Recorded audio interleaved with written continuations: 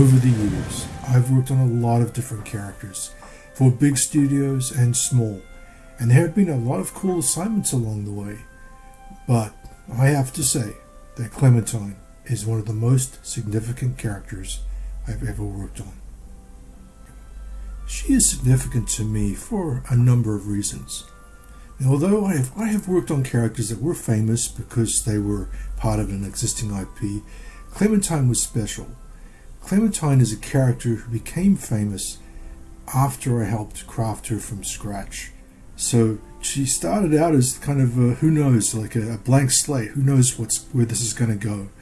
You know, a lot of projects go nowhere, but she blew up in a sense. At least for me, relatively speaking, it was a big deal, and that was a very interesting journey. But the really significant thing for me as a character artist was that when I first modeled her, I modeled her as a child. And then over subsequent seasons, I remade her as she grew towards adulthood. So I kind of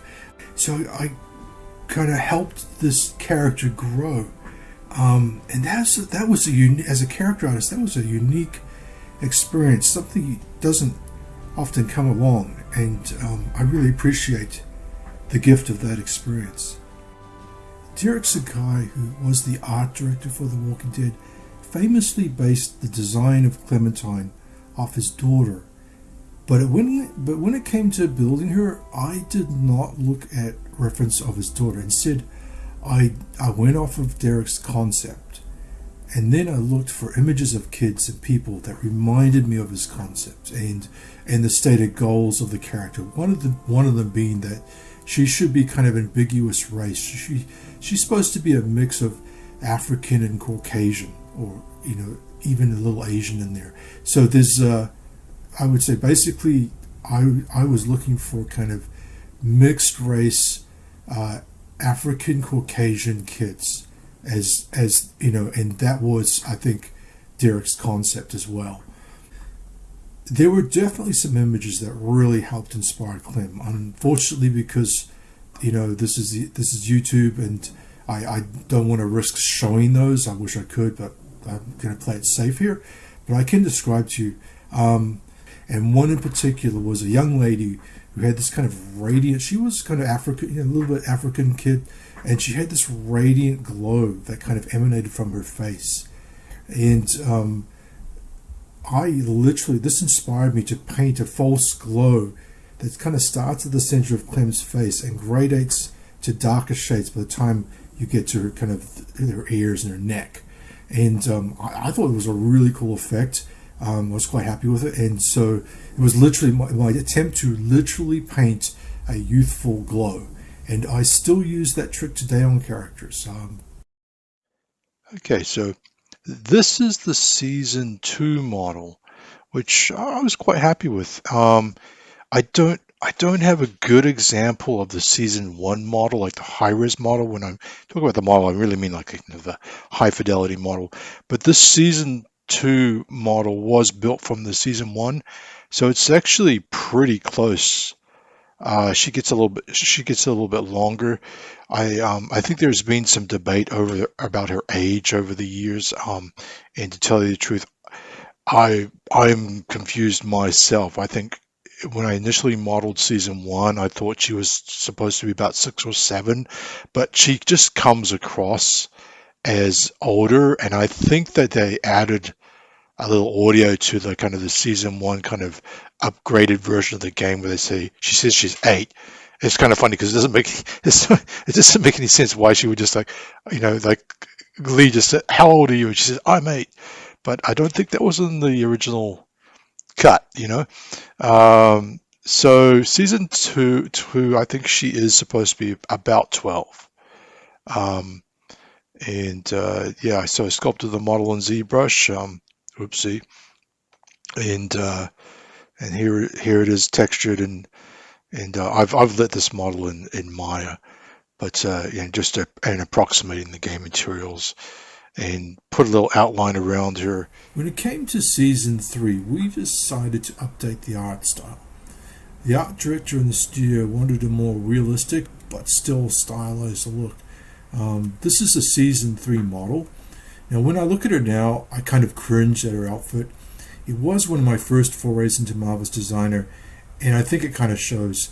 The sweater wrapping around her waist was really a tough thing to pull off, and I did try to use Marvelous Designer on it, but I think ultimately I ended up hand sculpting, or kind of really sculpting over it to kind of make it work.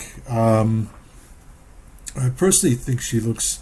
I personally think she looks like an older version of season 1 and 2. So I feel like that was successful. And of course, on season 3, we had the addition of outlines, but we did not use a toon shader for the surface. Instead, we went for PBR, which is more realistic, physically based rendering. And I think it was a cool mix, and that continued into season 4. But then in season 4, we had this really cool tech, but it kind of really made it feel like a comic book with big solid blacks, inked lines, outlines. So a huge leap from season 1.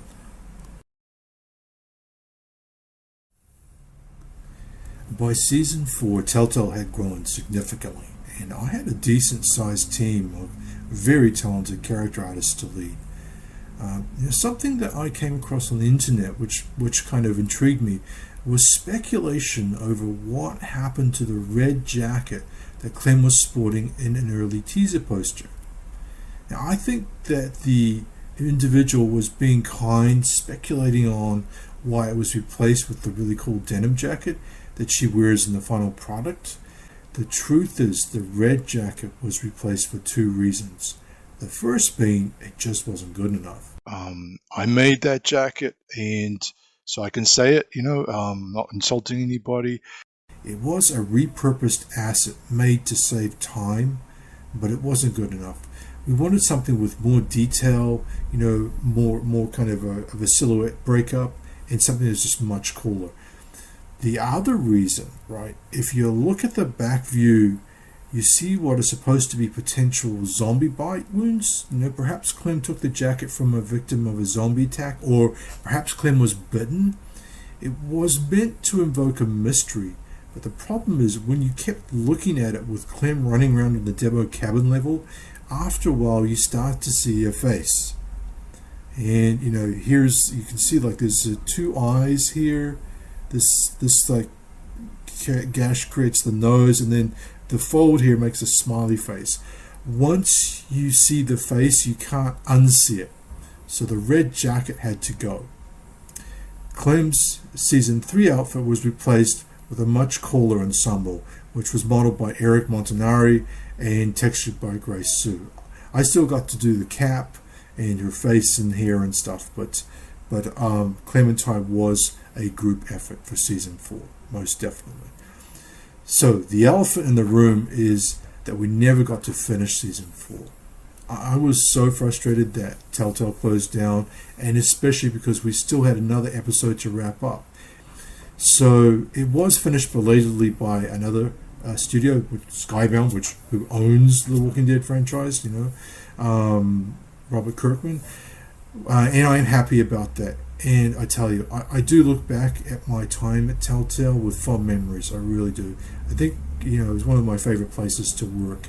It wasn't always easy, but I have good memories. I still see my colleagues from time to time, and I do miss Clem. Ciao.